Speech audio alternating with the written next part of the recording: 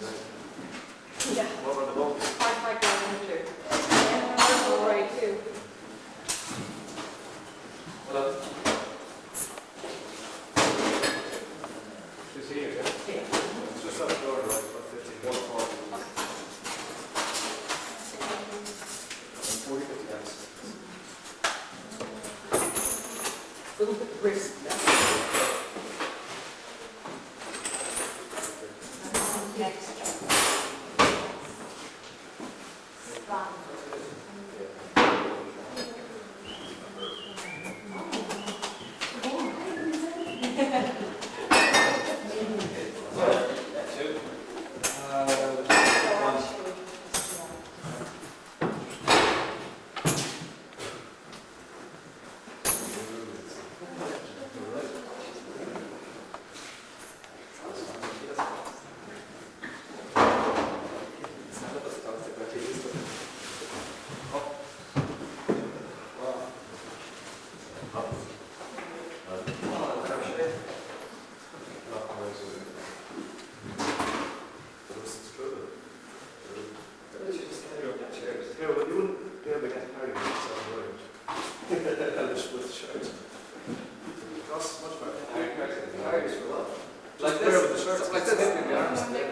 Something like this. We get 3 of these long. Then I'll get a blue shirt. It's sorry, you won't get the black pants. I will, I get this. How much are they? This much, I know.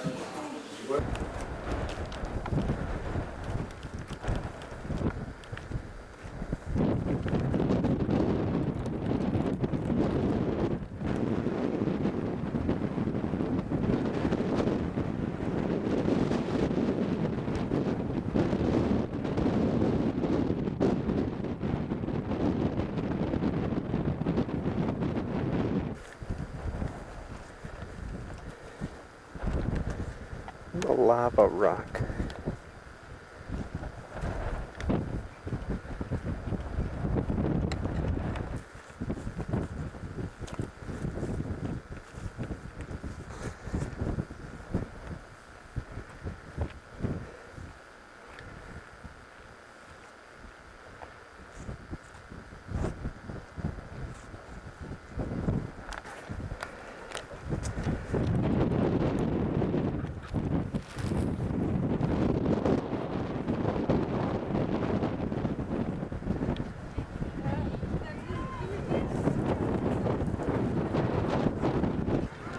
The square stones on the ground that we've been looking at are the reason for the square stones involved in this construction. They simply have to pry off the stones from the ground, separate them, wedge them apart, and then use them.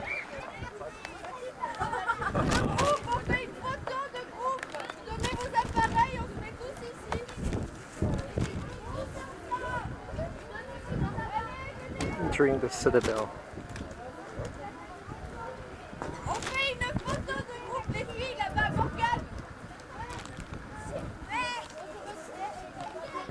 Notice the double walls, places for the defenders to walk on.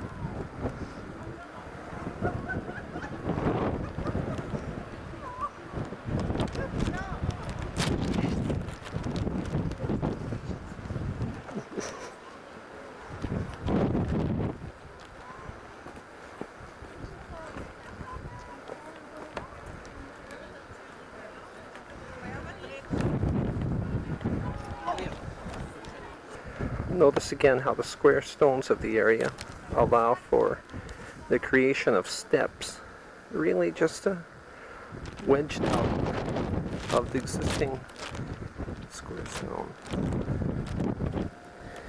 Perhaps the outline of a house.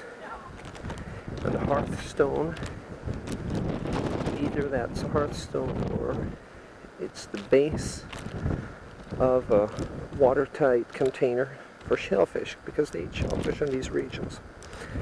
How would it be watertight? You get another 5 stones like that one on each end. Sorry, another 4 stones, one on each end, one on each side, and then you line it with clay to make it watertight.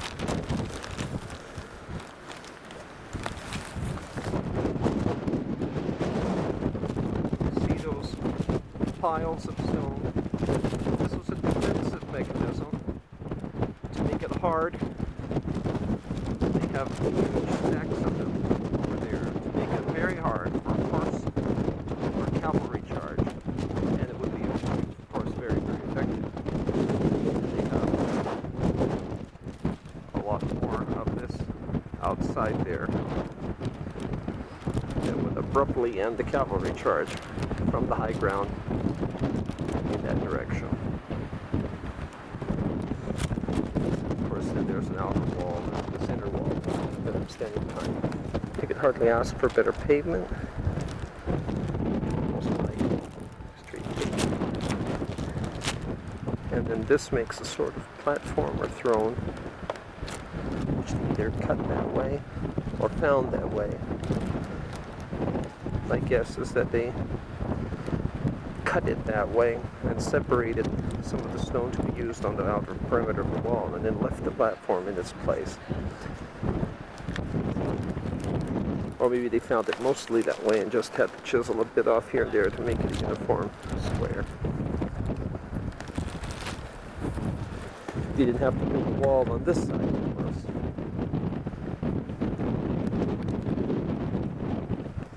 That is their defense. And from here, on a clear day, you can see Connemara in that way direction.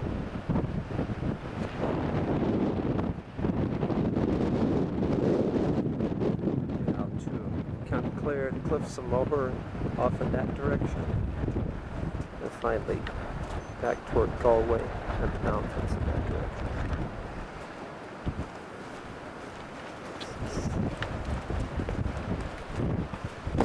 They were here. Just simply no one could sneak up on them. See how the land comes together right there? There's not much space for an enemy to come from that side. Cliff walls.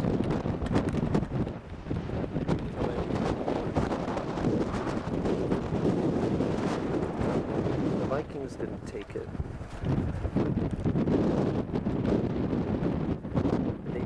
Iceland when the Vikings were cities in Ireland. Those became cities. Then this began Iceland by its own people, so no longer as being important.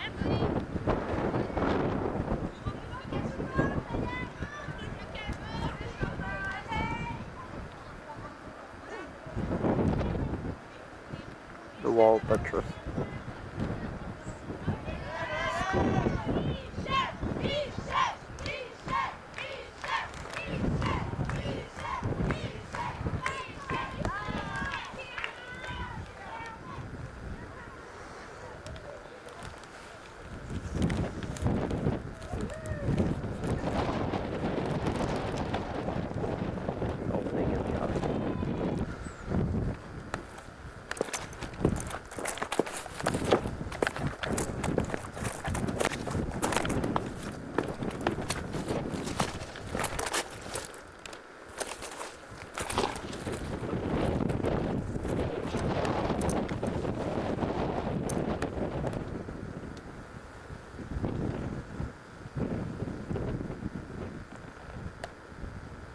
Small windows and very low, which seems to indicate that the floor was once lower than it is now.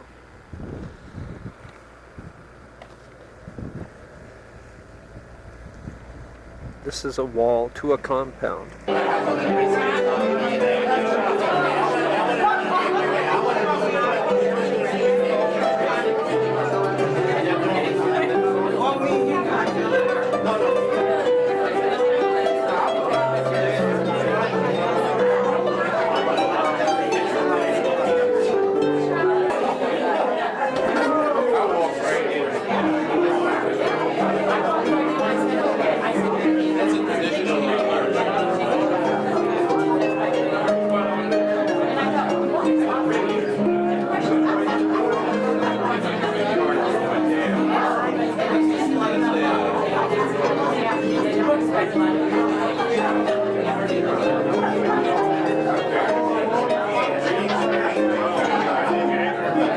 And the shepherd his weeds and his lawn, but I more blessed than they, spend each happy night and day with my charming little Krushkin. On and on and on, oh my smiling little Krushkin, on. Rama Krima Krushkin, Slonchikan Govorin, Rama Kriya Kulin, on, on, on, on. Rama Kriya Kulin, on. Immortal and divine, Greek Bacchus, god of wine, create me by adoption your son, in the hope that you'll comply, that my glass shall ne'er run dry, nor my smiling little Krushkin, on and on and on, oh my smiling little Krushkin, on. Rama Krima Krushkin, Slonchikan Govorin, Rama Kriya Kulin, on and on, Rama Kriya Kulin, on. And when grim death appears in a few but pleasant years, to tell me that my glass has run, I'll say, begone you and knave, for great Bacchus gave me leave to take another Krushkin, on and on and on, oh my smiling little Krushkin, on.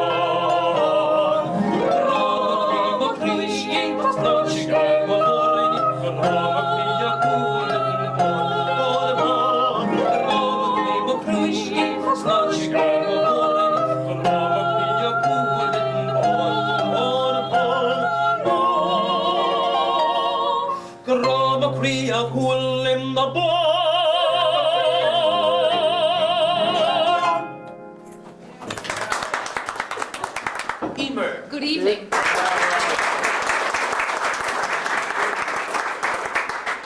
But the Lady Laura. Good evening. And your harpist this evening, the Lady A.V. Good evening. And my noble guests, your butler for this evening is Charlie.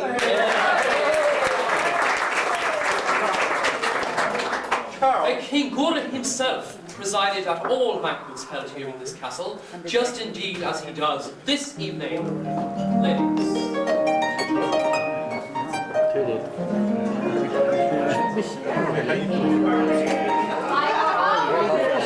And your gracious lady.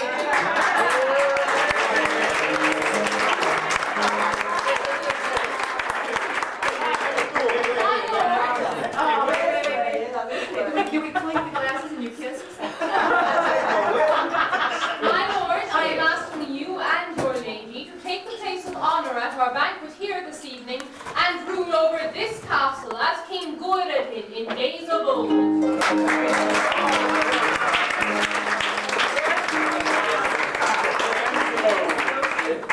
My noble lords and ladies, my noble guests, normally at this juncture we would ask you to join us in saying grace, but not tonight. No. And that for two reasons. One is that some of you have already started.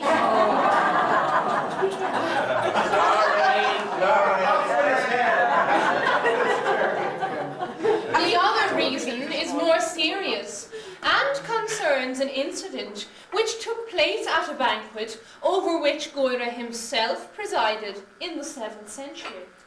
Gura stood to say grace, but because he was a God-fearing man and generous to boot, he prayed as follows.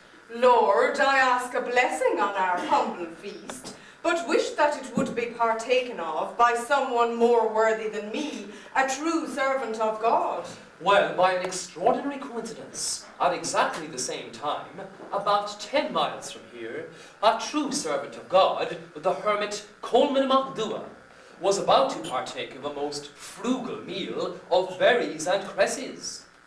And he prayed as follows. Lord, we give thee thanks for what we are about to receive, but would wish that it were more substantial, for my poor servant and I are exceeding hungry. And the good Lord, in his wisdom, decided to answer both prayers at one and the same time. To the amazement of Gura and his guests, the laden dishes rose from the table and floated out of the banquet hall, through that very door. Guira and his court immediately mounted their horses and gave chase, and eventually at Slieve of Carron, in the bleak, cold vastness of the Burren, they found their dishes spread out, and Colman and his servant doing full justice to their unexpected bounty. Guira tried to recover the food, but if he did, the good Lord had the horses' hooves stuck to the ground, and they couldn't move. Colman eventually released the king and nobles from the spell, and Guira, ever generous, rewarded him by building him a new monastery at Kilmacduagh. If you don't believe us, the monastery at Kilmacduagh is still there for all to see. And if you want further proof, you can go to Slieve Carron, where you can still see the print of the horses' hooves on Boher Namias, or Road of Dishes, as you'd say. But now, my lords and ladies, pray you feast without delay, and never fear that your dishes may take wing and fly away. Let the banquet commence.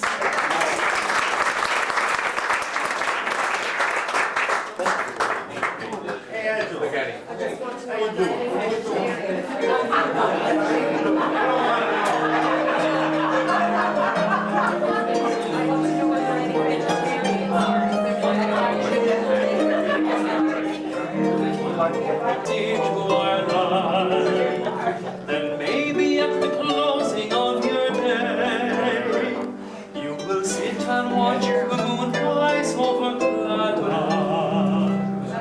The Claddagh, a small fishing village just across the bay from here, near Galway City.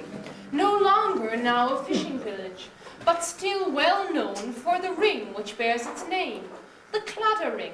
The original ring came into the possession of the wife of the mayor of Galway City in the 16th century.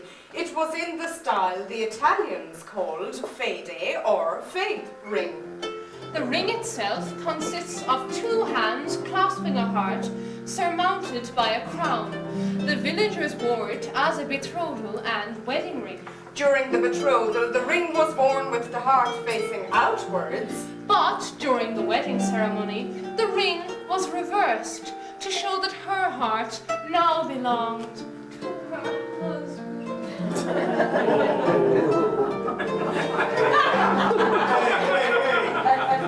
A romantic tale, surely, and from us it elicits a romantic response and a generous gesture in the tradition of King Moira.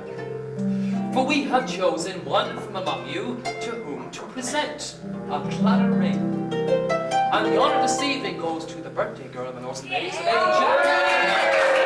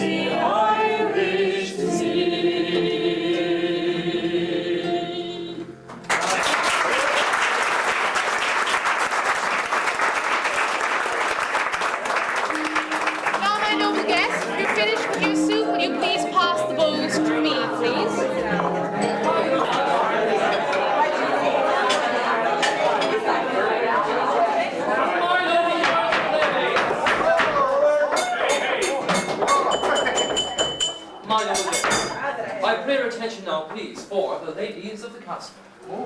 In ancient times, at every feast, the meat was carefully shared, the choicest cut going to the one who bravest deeds had dared. This Coramir, or hero's portion, so impressed a wife or loved one that claimed for it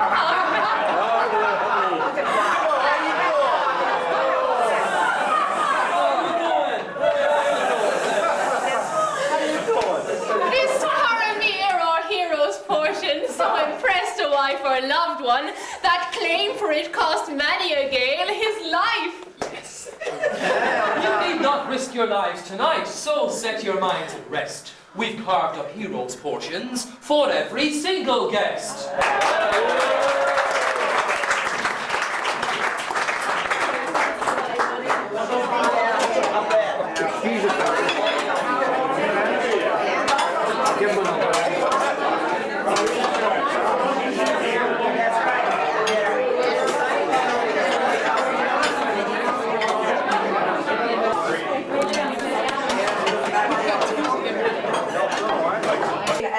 There is one further custom that has yet to be obeyed. The wise men taught in olden times that there were candles three which lighted darkness, those of truth, wisdom, and poetry. The third of these we wish to kindle now for your delight, and ask the brave King Goira to set its flame alight. Give it fire.